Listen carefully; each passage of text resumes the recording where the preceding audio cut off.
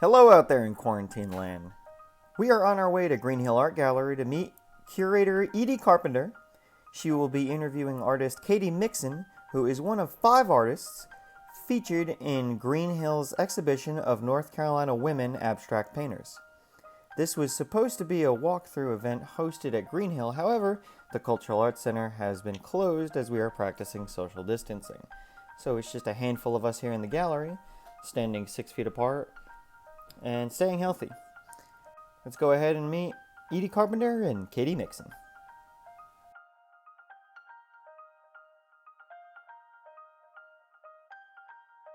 Here in the middle of our NC Women Abstract Painting exhibition, which just opened, and unfortunately 2 days ago we had to close our doors.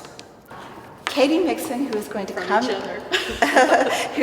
into the frame soon, is a Durham-based painter, originally from Orangeburg, South Carolina. In 2015, she completed her MFA from the University of North Carolina, Chapel Hill, which is where I first visited her studio. She was a teaching fellow at the School of the Museum of Fine Arts in Boston and holds a BA in studio art from Davidson College in Davidson, North Carolina. She has had several solo exhibitions, including the Alcott Gallery at UNC Chapel Hill, the North Charleston City Gallery in Charleston, South Carolina, and the Smith Gallery at Davidson College. Her works are also were currently on view in the exceptional survey exhibition of North Carolina painters at the North Carolina Museum of Art Front Burner, which also, like us, is not receiving visitors at this time. I'd like just to begin this conversation with a quote that Katy wrote about her work, because as we are thinking about connections and the kind of connections that abstract painting creates between the viewer and the painting, in Katy's work, she speaks a lot about surfaces. Surfaces are spaces of knowing. They elicit touching and being touched, sensing and being sensed. They evoke the hand and therefore the body. The surface is where I and the other meet, where porousness allows for give and take. Paintings are inquiries into the potency of a surface and the capacity of color and texture to both emote and conceal.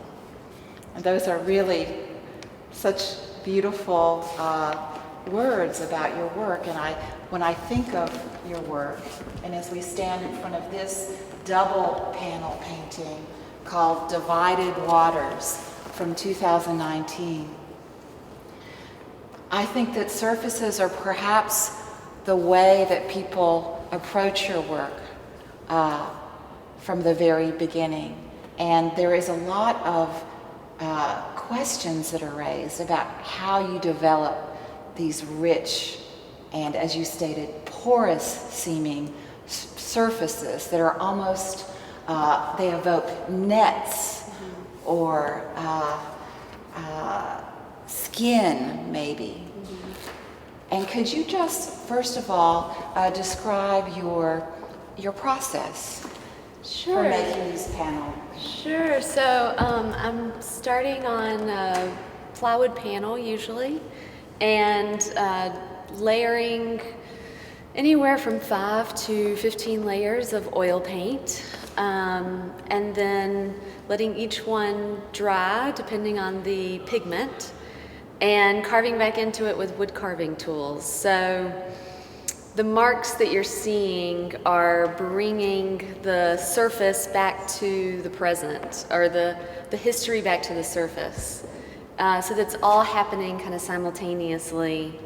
The things that typically jump out that you would read as a figure are actually some of the very first things that I put down, and then a lot of the spaces that are receding end up being kind of what's on top. So I like the to kind of play around with what is the figure, what is the ground, what is, past, what is the present, and having this sort of simultaneous conglomeration of things happening that are all coming from different layers at different moments in the making process.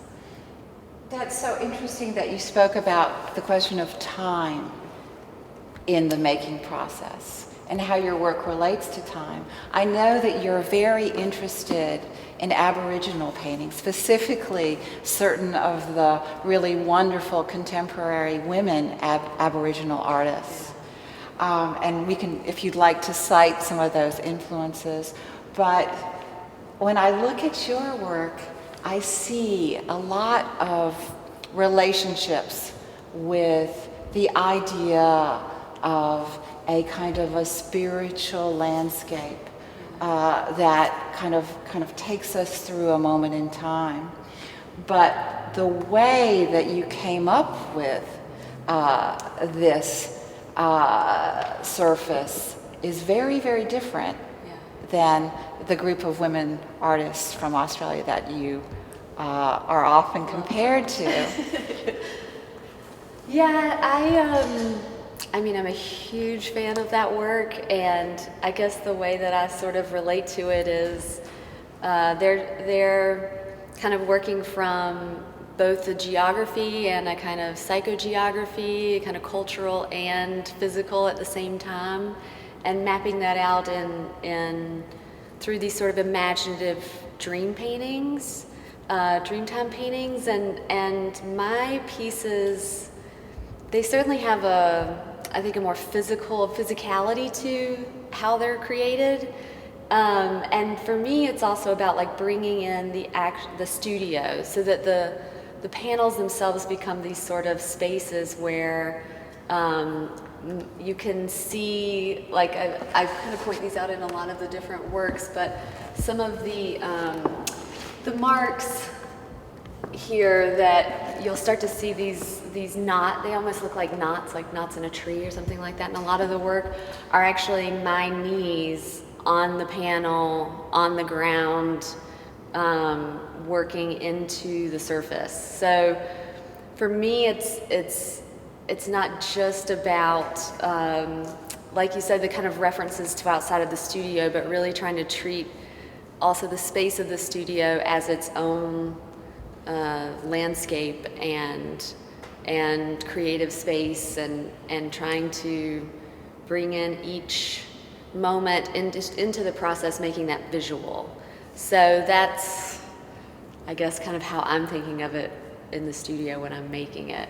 How do I bring in anything that seems peripheral? How do I bring that in, or anything that I would have to talk to someone about and talk to them about how I make the work? How do I make that more visible physically in the piece itself?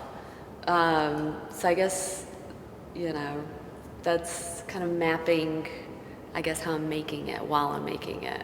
So it's a map of both the making of the work as well as a painting that's capable of making us think of all different types of geographies. And there's an interesting statement that you've made about your work, and we are in an exhibition called NC Women Abstract Painters, is that you don't think your work is abstract. Yes, I guess and I think that has to do with what you described as the integrity and the documentary aspect of your process. Yeah. And all of the work that I love and would point to are a lot of abstract women painters. So certainly I love abstraction. I just tend to think of it more as like as a subject instead of a process, or maybe even like a tool or a device that I'm using. Abstraction, I think in my life and in my family and close friends who aren't necessarily connected to art in an intimate way, I have found fine abstraction kind of intimidating, and so that to me is really interesting. I have a hard time not playing with scale and picking things and connecting things and I guess what would be sort of an abstract way, and so I'm always trying to like bridge those two or figure out where they meet, how I can make something that maybe at first seems abstract or purely expressive feel a little deeper or more nuanced or more approachable. Certainly this work entitled Divided Waters seems particularly potent and meaningful as we speak, rather divided from each other, like 6 feet apart. Right. But other than that, the way that this zone where, as you said, that's this porous zone meets a less porous zone, where this half of these two panels, which have been really and painstakingly crafted by your hands, meet this other section where fragments seem to be moving in between.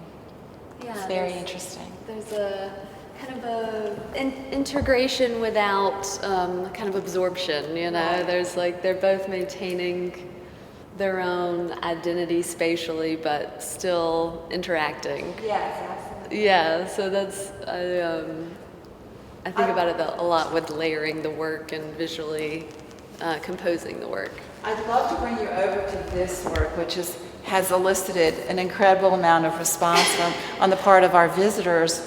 We just had a group of artists in the gallery right before we closed our doors, who one of the artists was speaking, and she's a very well-known figurative artist, Alexis Levine in Greensboro, who was speaking about this painting and how it had just mesmerized her when she visited the gallery. And in this work, of course, color becomes very, very present in the wildfire. There is a kind of allusion, I think, to natural processes going on. There's also a kind of an abraded surface in the red, which is a little different than what was going on. Yeah, this is one of the most recent pieces, I think, in the show. So it's exciting that there's some response to it. I think it also, I mean, obviously the color has some heat, which some of my other works tend to be a little cooler. So that's probably part of it. But I think it's also one that really does verge between, almost it's perfectly positioned between like what we traditionally think of as abstraction and representation. There's something about it that so badly wants to come forward or be a nameable thing. And at the same time, there's, you know, the closer you get to it, you're not necessarily gleaning any new information that's gonna do that. So I had a lot of fun making this. I think there's kind of a light to it and a glow to it that I'm trying to sort of achieve in the work, that you're on the other side of something, you know, there's something coming from sort of impending thing coming over the hill that's not quite identifiable, or you know, we're just sort of stuck like we are now in a kind of moment of maybe not panic, but uncertainty, certainly. Yeah, I had a lot of fun making this piece. And the next one, there's a similar use of the wood carving tools. Yeah. So the marks that I'm seeing all over this surface are they seem to be generally parallel, so close together, almost a pattern of waves or lines of information that are being revealed of this warmer red-brown, which is underneath this golden surface. Yeah, this piece was really interesting. Actually, it was in a show of it was unfinished works at the Torpedo Gallery, and I was in the process of making this piece, and then all of a sudden it was just like one that was finished, way before I thought it was going to be finished. So I think a lot of that kind of what you're saying, the mark making and that sort of thing, in my mind it initially was going to be this kind of under layer, and then it felt like it was enough, like I had done enough to it. So Appropriate. Yeah, in the beginning. Exactly. The very beginning of the process.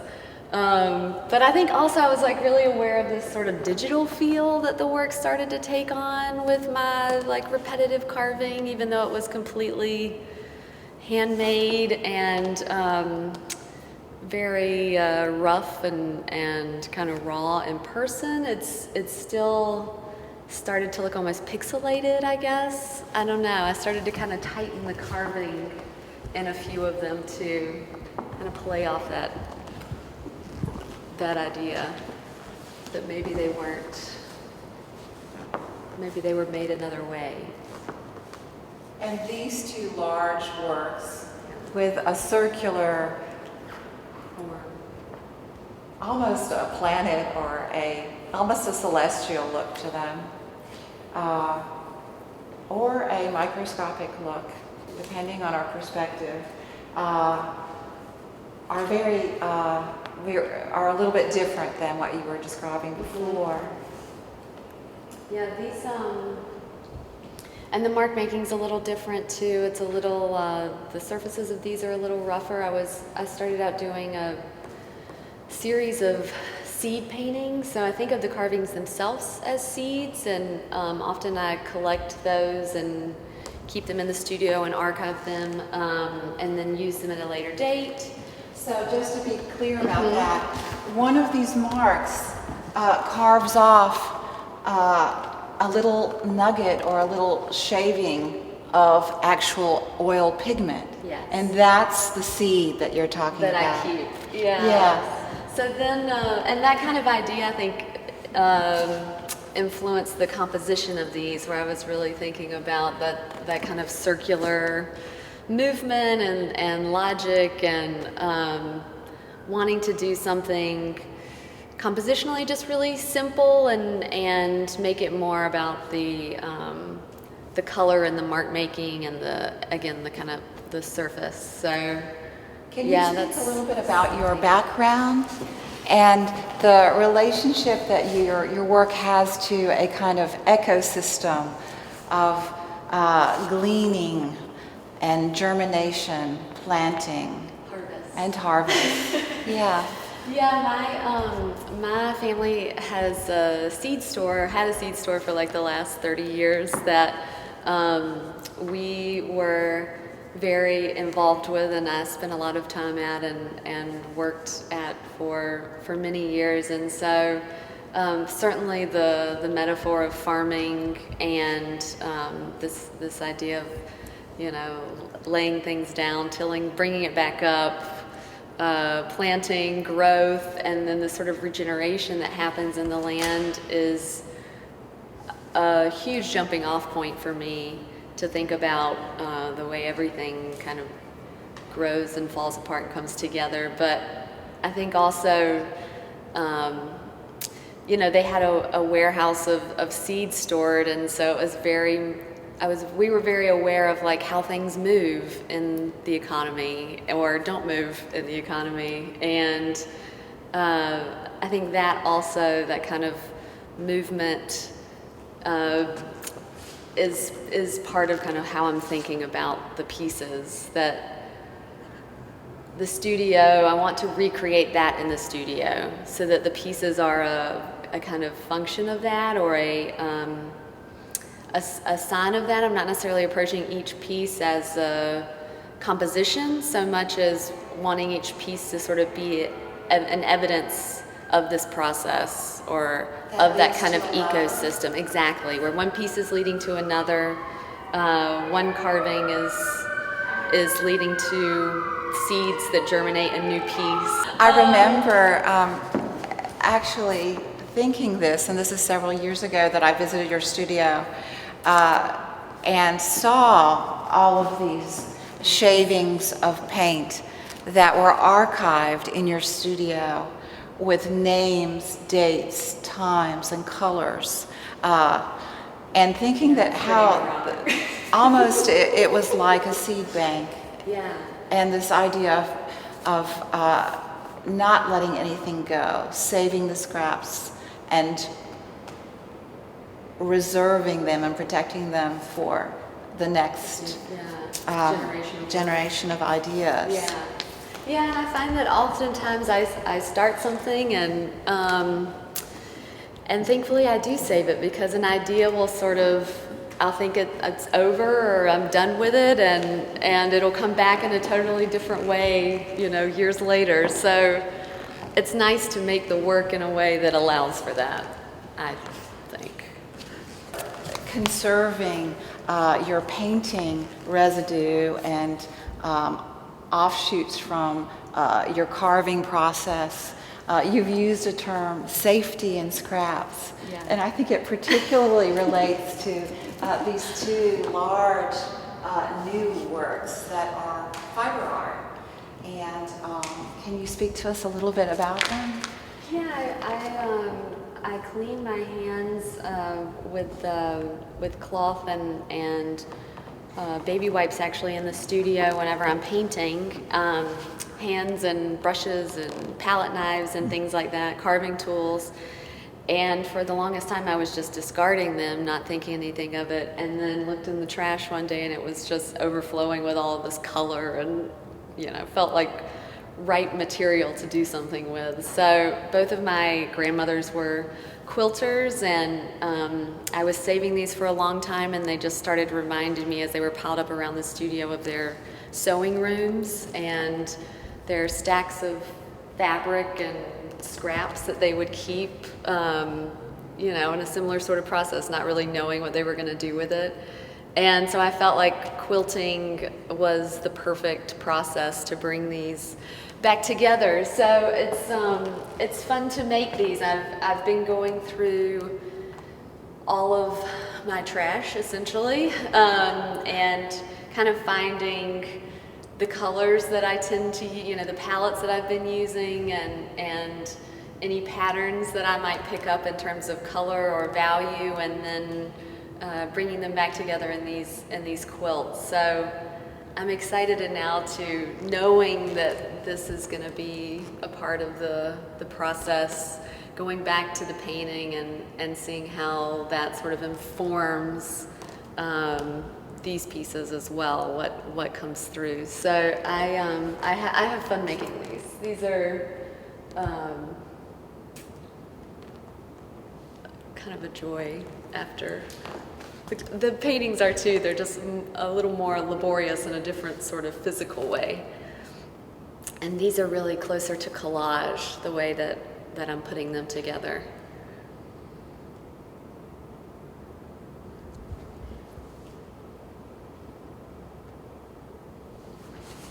This is the first of 5 features on the women artists that are in this exhibition. Greenhill will be producing upcoming features on Celia Johnson, Ellie Anand, Felicia Van Bork, and Barbara Ellis's work.